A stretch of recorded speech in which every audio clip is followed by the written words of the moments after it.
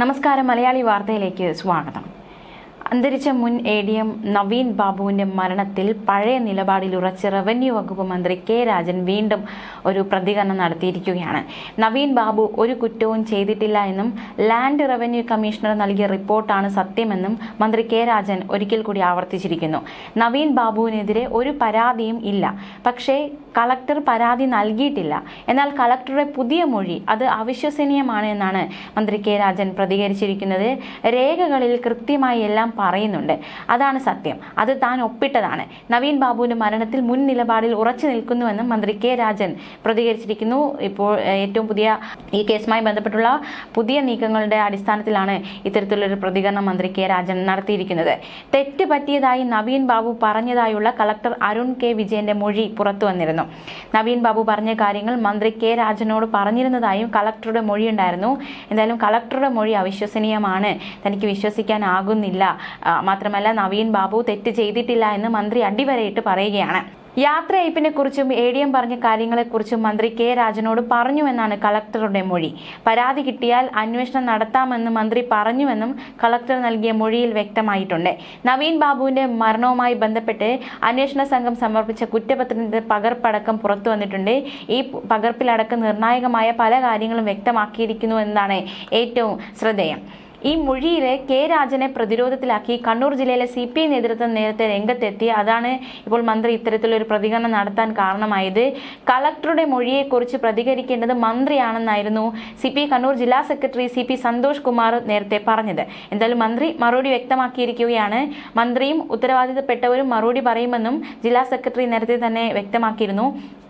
മന്ത്രിയുടെ മൊഴി അന്വേഷണ സംഘം എടുത്തില്ലല്ലോ, ആ മൊഴിയും രേഖപ്പെടുത്തേണ്ടതല്ലേ എന്നായിരുന്നു CPI കണ്ണൂർ ജില്ലാ കൗൺസിൽ അംഗം അഡ്വക്കേറ്റ് അജയ് കുമാർ പ്രതികരിച്ചത്.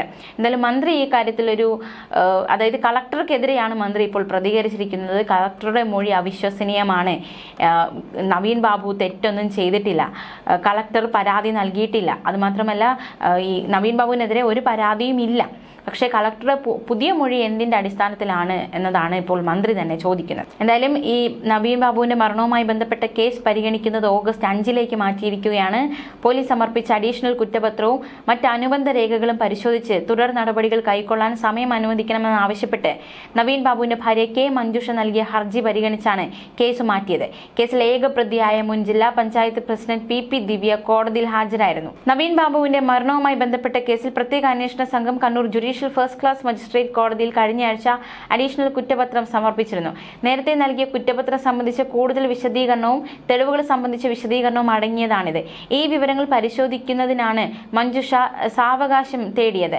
വിചാരണയ്ക്കായി കേസ് സെഷൻസ് കോടതിയിലേക്ക് മാറ്റുന്നതിന് മുന്നോടിയായുള്ള നടപടിക്രമങ്ങൾ പൂർത്തിയാക്കും. അതിനുശേഷമായിരിക്കും ഈ ഒരു പൂർത്തിയാക്കൽ നടക്കുക.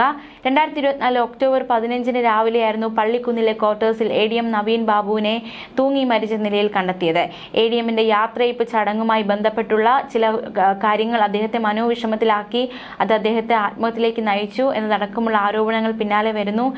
ഈ ഒരു ചടങ്ങിൽ, യാത്രയയപ്പ് ചടങ്ങിൽ ക്ഷണിക്കപ്പെടാതെ എത്തി PP ദിവ്യ നടത്തിയ അധിക്ഷേപ പ്രസംഗം അത് നവീൻ ബാബുവിന്റെ മരണത്തിലേക്ക് നയിച്ചു എന്നായിരുന്നു കേസ്. കേസിൽ അറസ്റ്റിലായ ദിവ്യയ്ക്ക് പിന്നീട് ജാമ്യം കിട്ടി. കേസിൽ പ്രതിയായതോടെ ദിവ്യയ്ക്ക് ജില്ലാ പഞ്ചായത്ത് പ്രസിഡന്റ് സ്ഥാനം രാജിവെക്കേണ്ടുന്ന സാഹചര്യം വന്നു.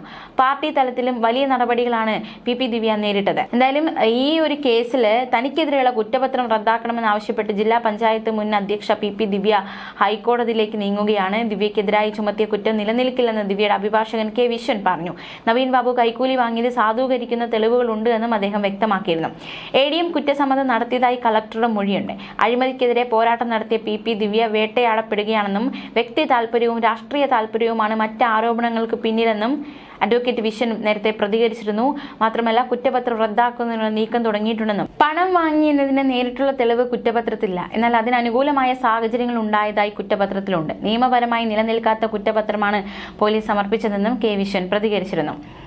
എന്തായാലും ഈ ഒരു സംഭവവുമായി ബന്ധപ്പെട്ട അഡീഷണൽ കുറ്റപത്രം സമർപ്പിച്ചത് പ്രത്യേക അന്വേഷണ സംഘമായിരുന്നു. നേരത്തെ നൽകിയ കുറ്റപത്രം സംബന്ധിച്ചും തെളിവുകൾ സംബന്ധിച്ചുമുള്ള കൂടുതൽ വിശദീകരണം അടങ്ങിയ കുറ്റപത്രമാണ് പിന്നീട് സമർപ്പിച്ചത്. Kannur judicial first class magistrate കോടതി കേസ് പരിഗണിച്ച ച്ചിരുന്നു. അഡീഷണൽ കുറ്റപത്രം കോടതി അന്ന് പരിശോധനയ്ക്ക് എടുത്തിരുന്നു. നവീൻ ബാബു ആത്മഹത്യ ചെയ്യാൻ പ്രേരണയായത് CPM നേതാവും കണ്ണൂർ ജില്ലാ പഞ്ചായത്ത് പ്രസിഡന്റുമായിരുന്ന PP ദിവ്യയുടെ വാക്കുകളാണ് എന്നാണ് പോലീസ് കുറ്റപത്രത്തിൽ വ്യക്തമാക്കിയിരുന്നത്.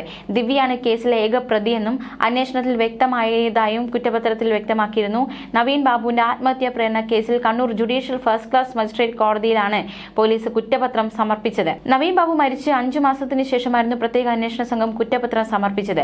100-ലേറെ പേജുള്ള കുറ്റപത്രമാണ് സമർപ്പിച്ചത്. നവീൻ ബാബു കൈക്കൂലി വാങ്ങിയതിന് നേരിട്ട് തെളിവുകളൊന്നും കിട്ടിയിട്ടില്ല എന്ന് കുറ്റപത്രത്തിൽ വ്യക്തമാക്കിയതാണ്. നേരത്തെ റവന്യൂ വകുപ്പിന്റെ അന്വേഷണത്തിൽ തെളിവില്ല എന്ന് കണ്ടെത്തിയതുമാണ്. എന്നാൽ പോലീസ് കുറ്റപത്രത്തിൽ നവീൻ ബാബു പ്രശാന്തിനെ ഫോണിൽ ബന്ധപ്പെട്ടതടക്കം സൂചിപ്പിച്ചിട്ടുണ്ട്. പ്രശാന്ത് നവീൻ ബാബുവിന് കൈക്കൂലി നൽകിയെന്നായിരുന്നു പ്രശാന്ത് ആരോപിച്ച് രംഗത്ത് വന്നത്.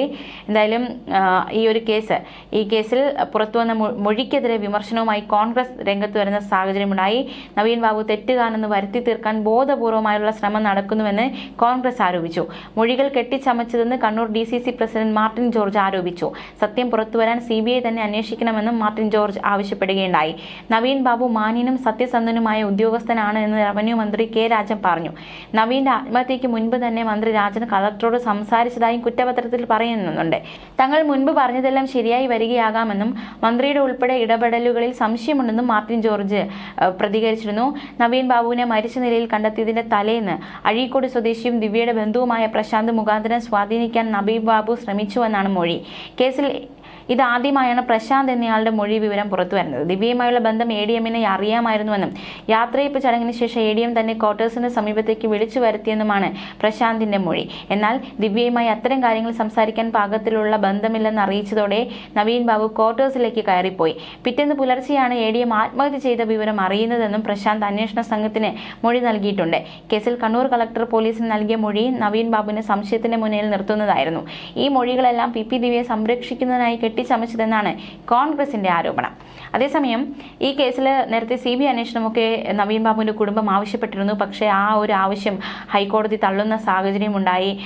ഇപ്പോൾ അന്വേഷണം നടക്കുന്നത് തൃപ്തികരമാണ്, നല്ല രീതിയിൽ അന്വേഷണം മുന്നോട്ട് പോകുന്നുണ്ട്, CBIയുടെ ആവശ്യം നിലവിലില്ല എന്നതടക്കമുള്ള വാദങ്ങൾ ഉയർത്തിയായിരുന്നു CBI അന്വേഷണം എന്ന കുടുംബത്തിൻ്റെ ആവശ്യം കോടതി തള്ളിയത്. നമുക്കറിയാവുന്ന പോലെ തന്നെ രാഷ്ട്രീയ കേരളത്തിൽ വലിയ കോളിളക്കം സൃഷ്ടിച്ച ഒരു കേസായിരുന്നു നവീൻ ബാബുവിൻ്റെ മരണം. അദ്ദേഹത്തിന് ഒരു യാത്രയപ്പ് ചടങ്ങ് നടക്കുന്നു. അവിടേക്ക് ക്ഷണിക്കപ്പെടാതെ PP ദിവ്യ എത്തുന്നു. അദ്ദേഹത്തിനെതിരെ ആരോപണ ശരങ്ങൾ ഉന്നയിക്കുന്നു. മാത്രമല്ല താൻ തെളിവുകൾ പുറത്തുവിടുമെന്ന് പറയുകയും ചെയ്യുന്നു. പിന്നാലെ പിറ്റേ ദിവസം ഈ ഒരു സംഭവം നടക്കുന്നതിൻ്റെ പിറ്റേ ദിവസം തന്നെ അദ്ദേഹത്തെ ആത്മഹത്യ ചെയ്ത നിലയിൽ കാണുന്നു. അതൊരു കൊലപാതകമാണോ എന്ന സംശയമൊക്കെ കുടുംബത്തിന് ഉയർന്നു. അങ്ങനെ അവർ ആ ഒരു സംശയപ്രകാരം നിയമപരമായി നീങ്ങുന്നു. അങ്ങനെ ഒരുപാട് കാര്യങ്ങൾ, വളരെ ദുരൂഹമായ ഒരു സംഭവമായിരുന്നു ഇത്. എന്തായാലും ഈ സംഭവവുമായി ബന്ധപ്പെട്ടുള്ള ഏറ്റവും പുതിയ വിവരങ്ങൾ ഇതൊക്കെയാണ്. ന്യൂസ് ഡെസ്ക് മലയാളി വാർത്ത.